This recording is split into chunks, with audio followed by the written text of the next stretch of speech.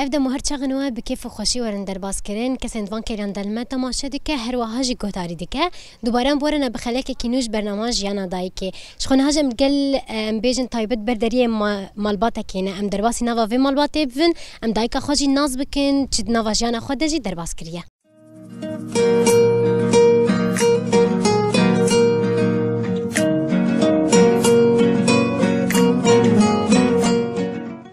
بله گهدار و شپینرین مش خم در باسی نوا و مالباته بون دایک جی لحوش خارونشتیه که به هفر اموی ناز بکن جکوی دریه چه جانا خودش در باز کریه دمات خوش بیادی هذه استعطاء خوش قدش ترى والله خوش دمامه يوب خدي يادي وكا يقول قنداني أبشن سطالة بري وضع خوشبو بله جو قلكي خوشبو أمان هبو بي كوش كود بتشانا تشتاو تنو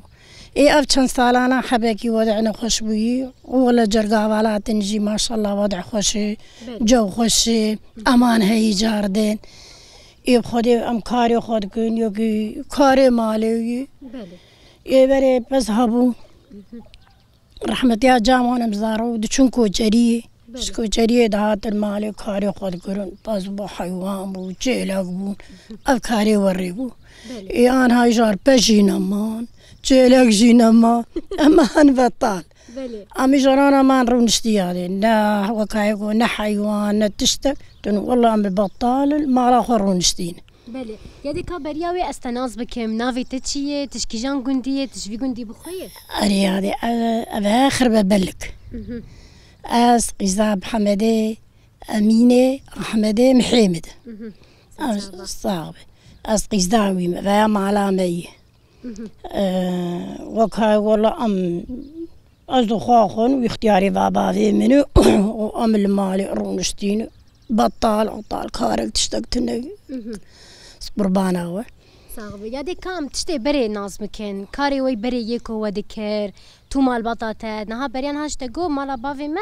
ازو جاخو ازو دایکا خو ما کار دکر و چه کاری دکر تو چه غیر چند سالی بو یادی قی عمري متشاده 15 سالي جامع شو رحمتي رحمه خدایی ايه تبيجي امان وضعنا ما تديج وموسمنا ما هات باران رحمنا ما هات حيوان جمع هبون عرضي ما تنبو ما خسر حيوانات عايشين ما وان فروت جينا ما يا جامد شو بريه جاي عبد العزيزي كوچربو إيه وكهاي حيوان هبو خير وخيراتي حيوين بو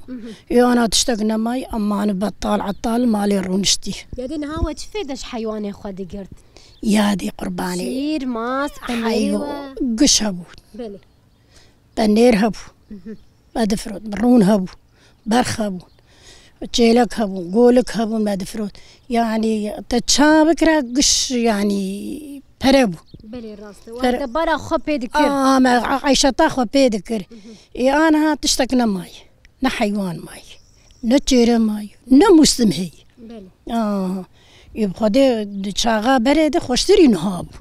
استر وضعها يعني ماليتي وتشتا بري خوشتري هابو يعني يكي كاري ويتنا بي قالوا بير بي ويش كاري بك تستنع دستمرة تني بخديش أنا أمر نشتين المال بله يادي نهاد دما بريدة مثلا أمبيجن شو بيرية بخونة شو ينولو يعني دايكا تدشو جامد شو وكيدن وقتي أو دشو ولا مالي تذكر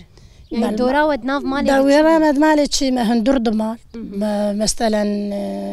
كاري خوي هندور دكير حياة جامد شو بيرية ودهات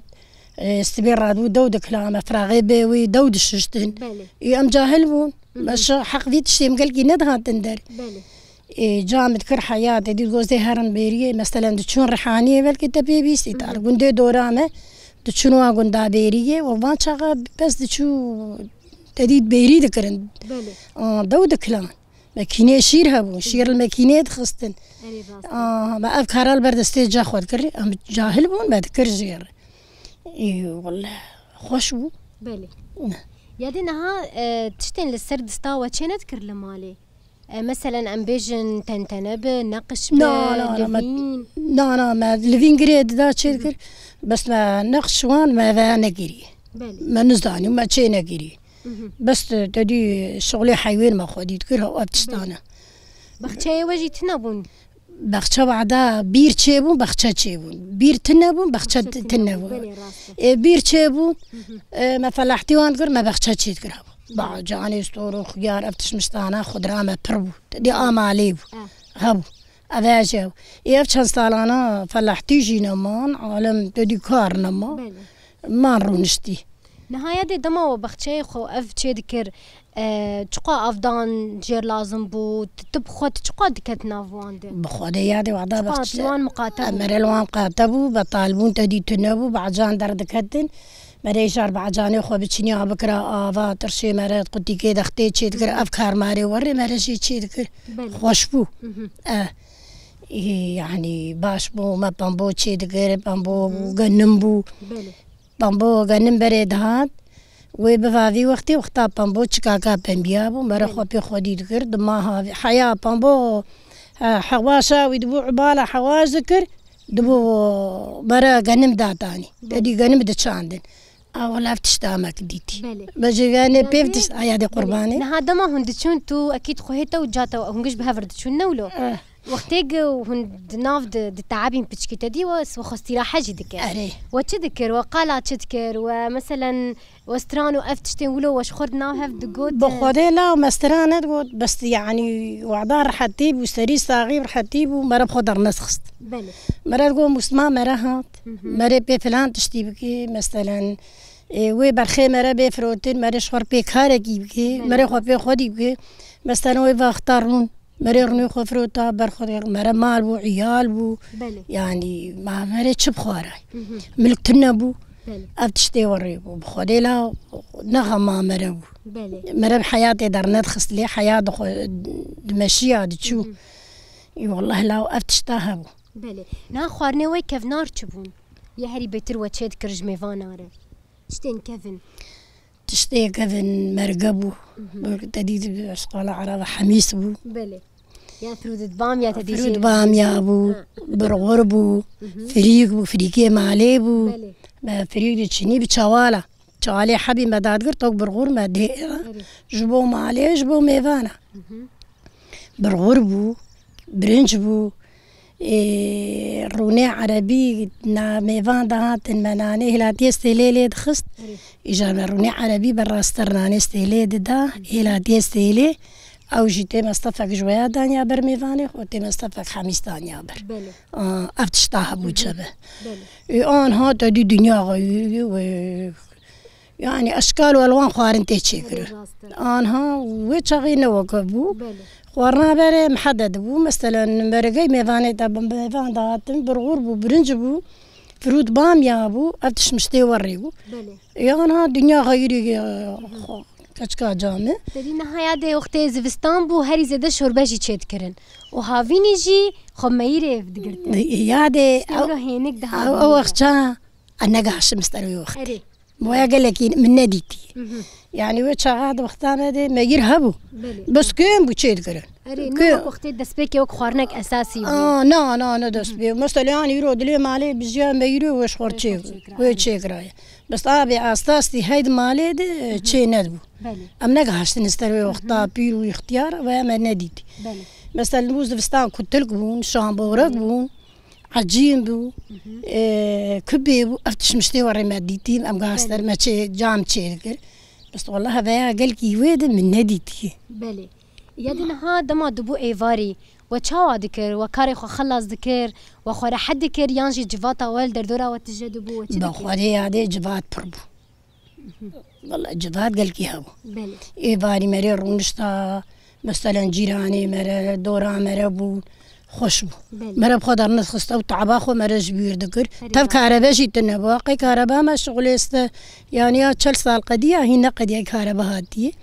برلم باولوك ستابونا اي بس والله خوش بو ايفاري مرا داد مرا الهفت حويا كاري خدكر يمكن بوقتا خوي يستان تعبي وراكتايا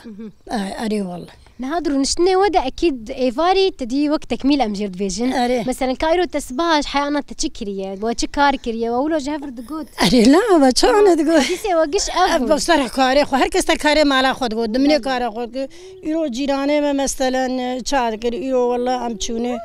ما برخي خو في اليامك ولا كي خو قسطاندي يا ايرو والله ما ايرو الفيني خدا وشان يا ما ايرو الفين غريدان افتش مشتي وريبونو افتش تي وريب بس يعني وضع الجوي ما وي شاغي خوشبو بله كار مار يعني مرة خدر نتخص مرة كار تقول ناو كاري تدي تبي استبي حايفر بن دختيدي كاري بكيف اخو مرة ذكروا مرة المالا خو ردنشت ايفاري مرة هركستي عيالي مالا خو الدوراب جيران يوكي بتشات علك مرة جم هفدو ومرة دهات آواب يادنا هاد ما دسبيكا زفستاني تدي برياوي دايكن ما قشت كيف لو تفقريد قال مخلل شي دكين يانجي مونتا خو حاضر دكين مثلا وب بتشرحي وقفتش انا حاضر دكين بو خديمة هافيني مش تديد بو غدي مش عامد كريمة اري جبو منازل ستاني ما مش بكريا ما هجير بكريانا شت شتي تدي موني دهاتا قرتن ما داد قرت بنير ما داد قرت دبو اختي يستوتا قتياوان ام مخلل ما تكري ما داد قرت ما بدون داد قرت حيا بهاري دمه بلي ما فانتش مشتانا داد قرت بلي نهاد شفتن تاني زمان يعني انت قلت فداك يوان هي نولو مثلا زفستاني دهرت شنايب بيدا كري لا ما مريش كوبانيا بري انا هي ظهر بلد تشتي داقرتي قش مخلل تشجاز دي ايوش هاغي نواب تنوب هر كستيل مالا خود داقرت بنيري خوستي بدون شار بدون حسب عيالي وي مربا مقدوس هر كستيل غور مالا خو عيالي تشخو عيال هندردني شغور يعني حسابي خو ميفاني كي خو تشكيد كر داقرت برغور دكلاند هر كيدو تشغال برغور ما قاد كلام برغور دهيرا بله لا حسابي زفستاني ذكر زفستاني تشتبتني ما كان زفستاني ومري تشبكر بخو بله الراس الا خضره بعجان وان ستان مديري هنا بخشع عجدبون جا مرفيكي شغور الذكري دخوان بله اريول افتش مشتي وابوني عادي بله يادي نها جيانا تدنافي قندي تشاوي تو جيراني تا دردورا تا دما هون هفدود بينهن تشدكين دما حاضر دهانه بري دما انها جيران ام بن نغريب قش مع الباطين مع الباطن يكن بله قال كيمي وقال كي تدي باش هاش خديه واستحناوي تدي بريهف بله بزاريا خدي ام هفدود بيننا بنروح تعالي لا مرة درجنها في جاركي وري مرش عاجز من الهفات حون رودني ابتش مشتي عيد قام دهين وكايبر ام درن عيدانيه هفدودك ستر مزدلا ام درني ان ابتش تانا ما بخول قنديمه هنا ام خوب خونه قنديمه انا غريبه نها دور بجوان درا عزب يانجي دعوت بشاهي بنهم قش بهفر تشيدك النولو داش دور بجوان درا ازايمه ام بهفر راد قنديمه عمره ام بهفر راد بلك تشتى السلام حمدانين ام يكن بلي راس ازايمه تشيد ام بهفر راد ودعوت بيجي ام قش بهفر راد بن دان دعوت وكيف خش ياخذك وامتي بله يعني هذا ما دهات انت ناف كاري خذ ابو تشدكر تلجنت هي تبكي انا يادي ولست هناك تشكل جمع هنا بله مجيز بحرام ومنو تشكي قبردان بله والله تشكي متنا حيوان ما يوان تشتكتني تشتكنا داني بيش اخو مثلا زيرو هرم فلان كزيارة بكم يان زقف بكم تدي ايما مشخور حاضر دكنا ام تبيجن ما يرو هرم فلان درس بمهن شخور بيدنا بخدي هذا خدينا كنا نستغيق ب نازاينا تشتكو ام درناك بنا مجبوري ب ام نار المال اخونا كاركي ما لازم بفهم درن بلدكن وتين ايوه كاري وهي ام هو نو كافين ما ويتش استر بالا ما مالو يعني حركه مالي بي جمتنني بلي بلي يادي استسباس دكم ماذا ناسكر ما حياتها ناسكر نافي قندي ده هم جيد كيف نارو انا جيل هافر ناسكر استعطا خش شنو بالتجبيد كل بالتجمل لا والله افتشتانا هنا استعطا تخش به اشتر خدي وبيل خدي وبوفقيني استعرا خدي وبو